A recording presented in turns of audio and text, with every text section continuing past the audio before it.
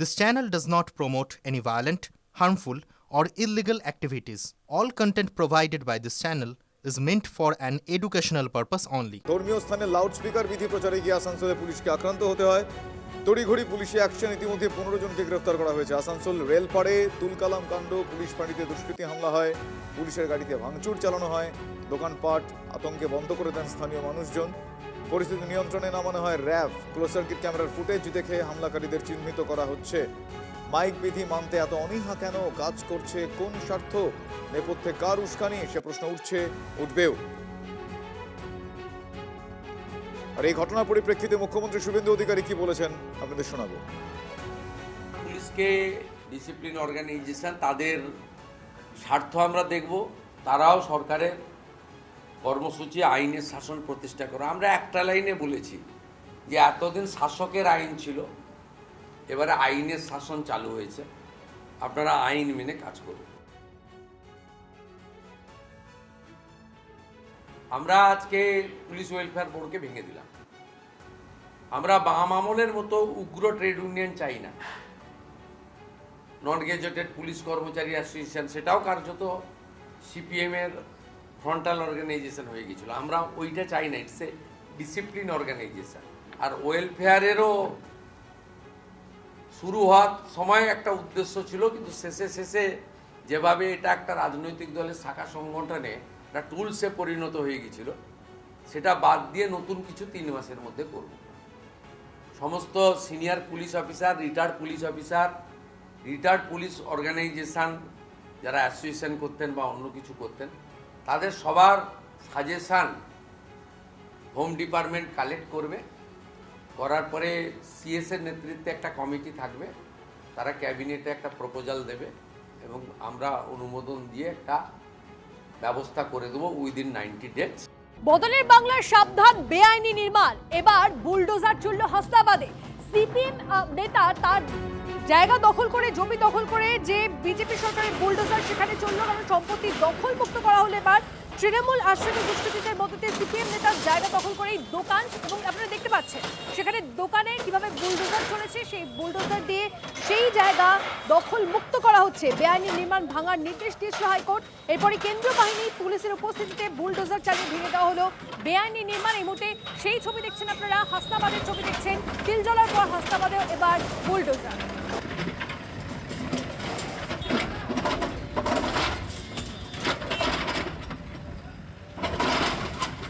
ছবি দেখছেন আপনারা। নূর আমাদের প্রতিনিধি আমাদের সঙ্গে রয়েছে, নূরের থেকে জানবো কি অবস্থা হয়েছিল এতদিন অবধি সেখানে, এবং বুলডোজার পৌঁছলো, তারপর আমরা দেখতেই পাচ্ছি যে এবার বদলের বাংলার ছবিটা কি। 119টা বদলের বাংলায় কলকাতা তিলজলার পর এবার বুলডোজার চললো বসিরহাটের হাসনাবাদে। আদালতের নির্দেশে অবৈধ নির্মাণ ভাঙার কাজ শুরু করলো প্রশাসন। কার্যত অ্যাকশন মোডে বলা যেতে পারে পুলিশ ও কেন্দ্র বাহিনী।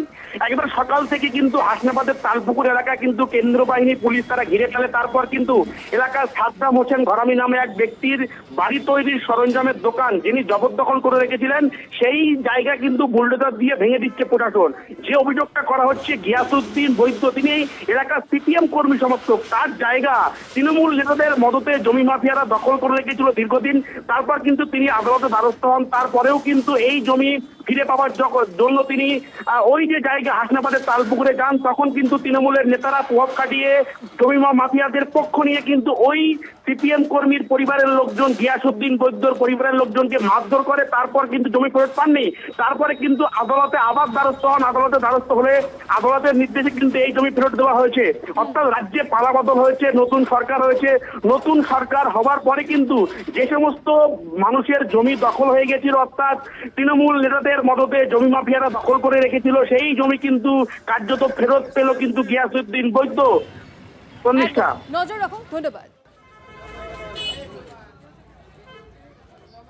জমি লাগোয়া যে ল্যান্ডগুলো আছে সেগুলো সব ইলিগালি এনক্রোচ করে কনস্ট্রাকশন বানায়, যার কোনো মালিকানা তাদের কোনো রকমভাবে নেই। এই প্রপার্টিটার মামলা চলছে 2022 সাল থেকে। হাইকোর্টে রিট পিটিশন ফাইল হয়ে ছিল। সাবসিকুয়েন্টলি এতদিন পরে 4 তারিখে ইলেকশনের আগে এটা ভাঙার কথা ছিল। যেহেতু ইলেকশনের সময় ল অ্যান্ড অর্ডারের সিচুয়েশন ছিল, ওই জন্য ভাঙা হয়নি। ফার্দার মামলাটা যখন ধরে তখন এটা হাইকোর্ট ডাইরেকশন দেয় যে অমুক তারিখের মধ্যে এটা ভেঙে দিতে হবে। তো সেই পুলিশ অ্যাসিস্ট্যান্সে ভাঙা হচ্ছে। কলকাতা হাইকোর্ট নির্দেশ দিয়েছে, আমরা কলকাতা হাইকোর্টের রায়কে অবশ্যই সম্মান করি। হাইকোর্টের রায় আমাদের মানতে হবে, এটা বাধ্যতামূলক। পঞ্চায়েত থেকে এটা করাচ্ছে, কিন্তু আমরা নোটিশটা পাই, আমরা সকলেই জানি মিনিমাম একটা কনস্ট্রাকশন ইনলিগাল যদিও হয় ভাঙার জন্য রায় দিতে পারে, কিন্তু মিনিমাম 7 দিন থেকে 15 দিনের তো আমাদের সময় দেওয়া উচিত। কিন্তু আমাদেরকে মাত্র, আমি যে নোটিশটা দেখলাম তাদের ডেট ছিল 13 তারিখ, মানে আমাদের 2 দিন সময় দেওয়া হয়েছে, 2 দিন আগে নোটিশ দেওয়া হয়েছে। আমরা নোটিশ পাওয়ার সাথে সাথে হাইকোর্টের রায়কে চ্যালেঞ্জ করে আমরা সুপ্রিম কোর্ট করেছি। সেটা ওনারা বলছেন 2022 সালের ব্যাপার, যদি 2022 সাল থেকে ইনলিগাল কনস্ট্রাকশন হয়ে থাকে, এটা 2026 সাল, 4 বছর কেন অ্যাকশন নিল না? কেন ইনলিগাল কনস্ট্রাকশনে প্রধান লিখিত ট্রেড লাইসেন্স দিয়েছিল ব্যবসা করার জন্য? মুখ্যমন্ত্রীর কড়া বার্তার পরেই এবার বেআইনি নির্মাণ রুখতে দাওয়াই। এবার দাওয়াই কাদের? পুর নগর উন্নয়ন দপ্তরকেও কড়া নির্দেশিকা, তাদের তরফ থেকেও কড়া নির্দেশিকা। এবার পুরসভা এবং পুর নিগমকে নির্মাণ কাজে নিয়মিত নজরদারির নির্দেশ। অনুমোদিত নকশা ছাড়া নির্মাণ হলেই আইনি ব্যবস্থা নেওয়ার নির্দেশ দেওয়া হয়েছে। মিউটেশনের আগে বিল্ডিং প্ল্যান যাচাই বাধ্যতামূলক। প্রতি ওয়ার্ডে পরিদর্শক দল, ইঞ্জিনিয়ার নিয়োগের পরামর্শ। বেআইনি নির্মাণে জড়িতদের বিরুদ্ধে ফৌজদারি মামলার নির্দেশ।